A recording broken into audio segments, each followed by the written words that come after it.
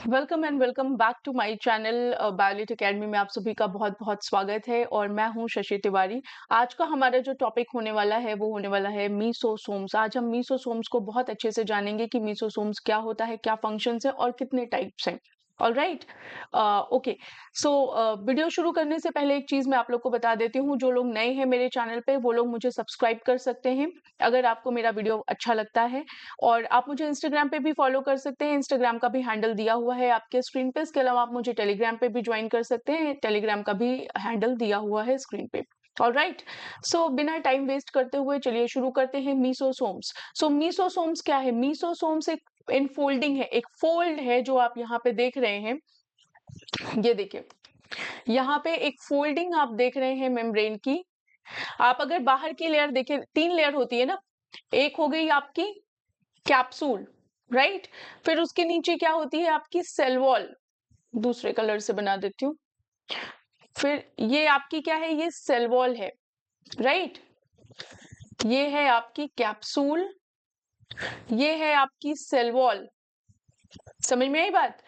अब तीसरी जो लेयर आएगी वो हमारी प्लाज्मा मेम्ब्रेन की लेयर आएगी। तो इसी में ऐसे छोटा सा एक इनफोल्ड हो जाता है, अंदर की तरफ ये मेम्ब्रेन फोल्ड हो जाती है, जिसको हम बोलते हैं मीसोसोम्स। ठीक है, ये क्या है? हमारी प्लाज्मा मेम्ब्रेन है, राइट। यहाँ तक सबको क्लियर है? आई होप यहाँ पे कोई डाउट नहीं होगा किसी को। तो अगर आप स्क्रीन पे इमेज देखें तो ये वाली जो लेयर है ये कैप्सूल की लेयर है, ये हमारी सेल वॉल है बैक्टीरियल सेल की, और ये हमारा प्लाज्मा मेम्ब्रेन है जो अंदर की तरफ ऐसे करके फोल्ड हो गया है।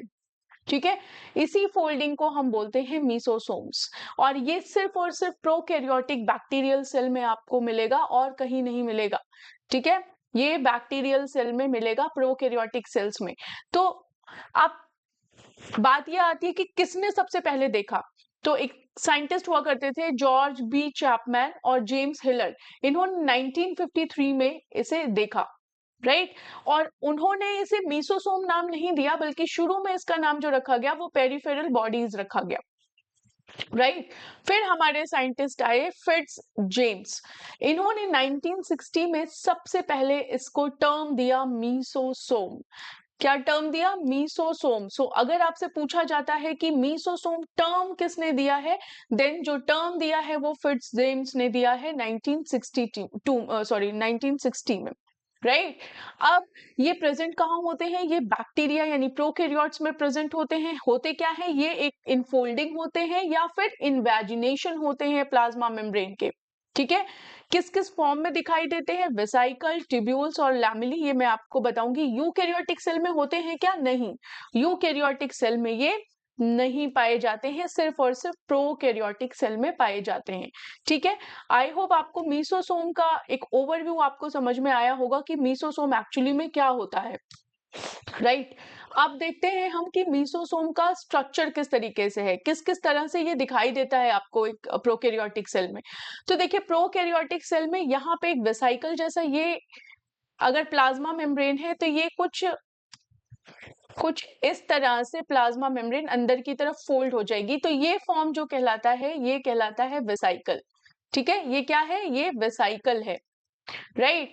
अब यहाँ पे ट्यूब जैसा आपको स्ट्रक्चर दिखाई दे रहा है, ये ट्यूब जैसा बन गया। तो ये क्या है? ये ट्यूब्यूल्स है, ये ट्यूब्यूल्स है। और जो ये फोल्डेड लेयर्स आपको यहाँ पे दिखाई दे रही हैं, ये आपको फोल्डेड लेयर्स दिखाई दे रही है ना, this is what, this is lamellae.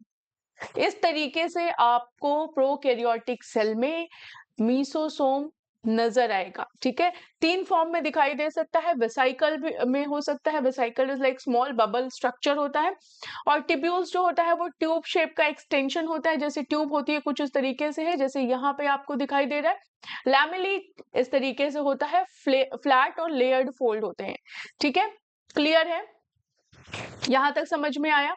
अब फंक्शंस क्या है भाई, ऐसा क्या काम करते हैं ये मीसोसोम की इन्हें प्लाज्मा मेम्ब्रेन को इनफोल्डिंग बनानी पड़ जाए या इन्वेजिनेशन बनानी पड़ जाए, ऐसा क्या काम है? राइट। सो सबसे पहला काम होता है कि they help in cell wall synthesis during cell division. सबसे पहला काम है, जब सेल डिवाइड हो रहा होता है तो सेल वॉल सिंथेसिस में इनका रोल होता है। फिर डीएनए रेप्लिकेशन और डिस्ट्रीब्यूशन में भी इनका रोल होता है। अटैचमेंट ऑफ बैक्टीरियल डीएनए और proper separation of DNA during binary fission. DNA का बाइनरी फिशन में क्या होगा, बाइनरी फिशन में एक सेल, एक पेरेंट सेल दो डॉटर सेल में कन्वर्ट हो जाएगी, दो आइडेंटिकल डॉटर सेल बन जाती हैं, राइट। सो जो ये मेक श्योर करता है कि जो ये डीएनए है ये दोनों में प्रॉपरली सेपरेट हो, ठीक है। प्रॉपर सेपरेशन करता है डीएनए का बाइनरी फिजन में।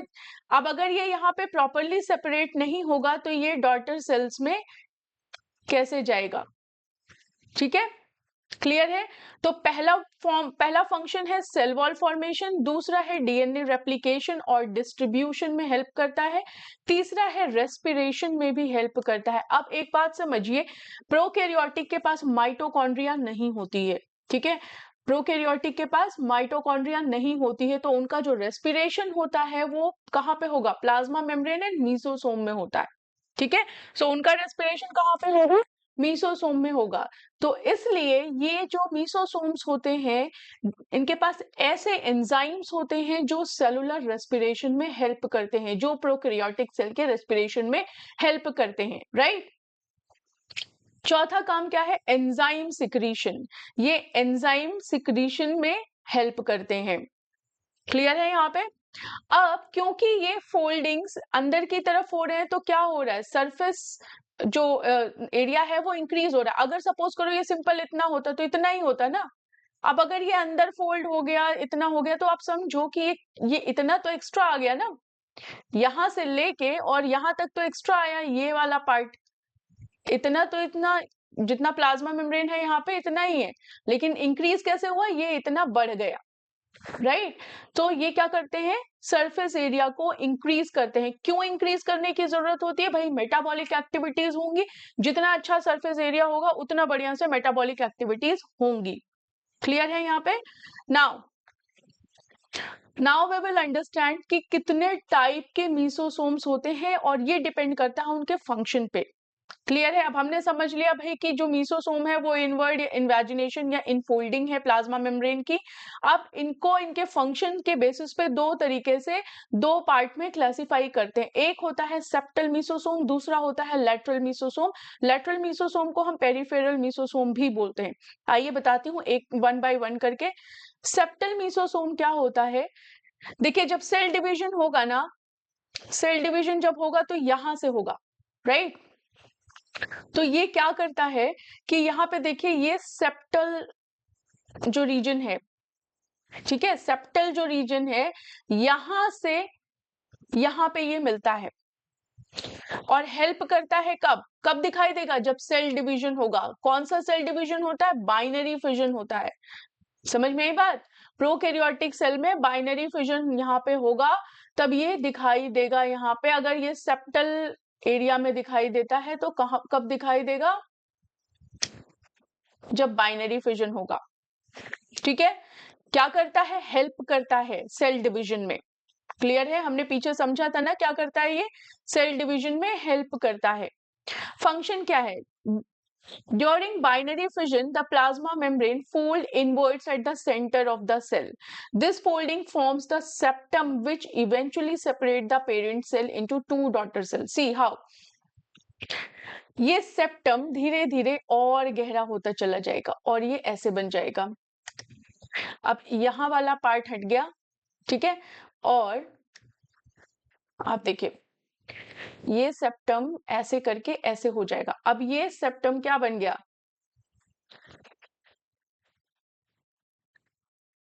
इन दोनों के बीच में एक वॉल बन गई ना। ये मीसोसोम धीरे धीरे सेप्टल मीसोसोम में कन्वर्ट हो गया। सेप्टल मीसोसोम है भाई सेल डिवीजन के साइड पे आपको दिखाई दे रहा है, ये एक सेप्टम फॉर्म कर देगा और धीरे धीरे ये अलग हो जाएगा। अब एक टाइम आएगा जब ये भी अलग हो जाएगा, एक टाइम आएगा जब ये ऐसे हो जाएंगे, ठीक है। पहले बीच में वॉल रहेगी, फिर वॉल निकल जाएगी और ये दो अलग अलग सेल्स में डिवाइड हो जाएंगे। यहां तक क्लियर है, ओके। सेप्टम फॉर्मेशन क्या करता है? इनवर्ड ग्रोथ हो जाती है प्लाज्मा मेम्ब्रेन में। हमने समझा कि भाई यहां से ऐसे करके ग्रो होता हुआ चला गया। न्यू सेल वॉल मटेरियल का डिपोजिशन होगा, इक्वल सेपरेशन हो जाएगा डॉटर सेल का। अंदर प्रॉपर ग्रोथ हो रही है ना प्लाज्मा मेम्ब्रेन की, इनवर्ड ग्रोथ हो रही है, ठीक है। अब यहाँ पे न्यू सेल वॉल मटेरियल का डिपोजिशन होना शुरू हो जाएगा यहाँ पे। फिर ये जो सेल है वो इक्वल सेपरेट हो जाएगी डॉटर सेल्स में। कुछ इस तरह से दो अलग अलग डॉटर सेल्स बन जाएंगी। क्लियर है यहाँ पे? ओके। नाउ डीएनए डिस्ट्रीब्यूशन में हेल्प करता है, जैसे मैंने बताया कि ये हेल्प करता है डीएनए डिस्ट्रीब्यूशन में। ये ध्यान रखता है कि डीएनए जो है वो प्रॉपरली डिस्ट्रीब्यूट हो। पहले तो प्रॉपरली क्या हो, सेपरेट हो, और दोनों डॉटर सेल में इक्वली डिस्ट्रीब्यूट हो। समझ में आई बात? तो ये डीएनए डिस्ट्रीब्यूशन में हेल्प करता है। इन शॉर्ट अगर हम देखें तो सेप्टल मीसोसोम मेनली इन्वॉल्व होता है फॉर्मेशन ऑफ सेप्टम में और कंप्लीशन ऑफ सेल डिवीजन में। यही दो चीज हमने पढ़ी, राइट? इसके अलावा हमने क्या कोई और चीज पढ़ी? नहीं। एक हमने देखा कि सेप्टम फॉर्म कर रहा है, दो सेल अलग अलग डिवाइड कर दे रहा है। दूसरा हमने देखा कि डीएनए का डिस्ट्रीब्यूशन प्रॉपरली कर रहा है, उनको सेग्रीगेट अच्छे से कर रहा है, और फिर उन्हें अलग अलग जो डॉटर सेल्स हैं उनमें प्रॉपरली डिस्ट्रीब्यूट कर रहा है, राइट? तो हमने सेप्टल मीसोसोम पढ़ लिया है। Now we will talk about lateral mesosome और पेरिफेरल मीसोसोम, जिसको हम पेरिफेरल मीसोसोम भी बोलते हैं। तो अब क्योंकि जैसे ये लेटरल है, पेरिफेरल है, तो साइड्स में यहाँ पे मिलता है। यहाँ पे देखिए, यहाँ पे ये दिख रहा है, ठीक है। ये यहाँ पे नहीं मिलेगा, यहाँ पे सेप्टम वाला मिलता है, ये यहाँ साइड्स में मिलेगा, राइट? काम क्या करता है? क्योंकि बैक्टीरिया के पास माइटोकॉन्ड्रिया नहीं है, एज आई टोल्ड यू कि माइटोकॉन्ड्रिया बैक्टीरिया के पास नहीं है, तो ये सेलुलर रेस्पिरेशन में हेल्प करता है। क्यों? क्योंकि the enzymes required for cellular respiration are present on the plasma membrane और लेटरल मीसोसोम। तो यहाँ पे सपोज करिए मैं एंजाइम के कलर्स बना देती हूँ, थोड़े अच्छे अच्छे कलर्स बनेंगे ना तो दिखाई देगा। ये चलिए, ये जो एंजाइम्स रिक्वायर्ड होते हैं ना सेलुलर रेस्पिरेशन पे, वो या तो प्लाज्मा मेम्ब्रेन पे होंगे या फिर मीसोसोम पे होंगे। मीसोसोम पे क्यों होंगे? क्योंकि वो पार्ट तो प्लाज्मा मेम्ब्रेन का ही है ना, इनफोल्डिंग तो प्लाज्मा मेम्ब्रेन की ही है। क्लियर है यहाँ पे? अब क्योंकि ये इनफोल्डिंग है तो ये सरफेस एरिया को क्या कर दे रही है? इंक्रीज कर दे रही है। तो जो मेटाबॉलिक एक्टिविटीज हैं वो बहुत प्रॉपरली यहाँ पे हो रही हैं। सो हम ये समझते हैं कि जो लेटरल मीसोसोम है ये फंक्शनली सिमिलर है माइटोकॉन्ड्रिया के, फंक्शनली सिमिलर टू माइटोकॉन्ड्रिया। यानी कि माइटोकॉन्ड्रिया का काम क्या होता है? माइटोकॉन्ड्रिया का काम भी होता है रेस्पिरेशन का, राइट? तो फंक्शनली ये भी वही काम करता है जो माइटोकॉन्ड्रिया करते हैं। क्लियर है? ओके। नाउ एंजाइम सिक्रीशन में हेल्प करता है, ठीक है। एंजाइम सिक्रीशन में हेल्प करता है outside the cell, transport of substances में हेल्प करता है अक्रॉस मेम्ब्रेन, और सरफेस एरिया को मैंने जैसे आपको बताया कि जब सरफेस एरिया इंक्रीज होगा तो मेटाबॉलिक एक्टिविटीज इंक्रीज होंगी। So lateral mesosomes are mainly associated with respiration and metabolic activities. I hope आपको मीसोसोम समझ में आया होगा। इफ इन केस अगर आपको कोई डाउट है, please go ahead and let me know in the comment section. मैं कोशिश करूंगी आपके डाउट्स को क्लियर करने की। ऑलराइट, मिलते हैं आपसे एक नई वीडियो में एक नए टॉपिक के साथ। बाय।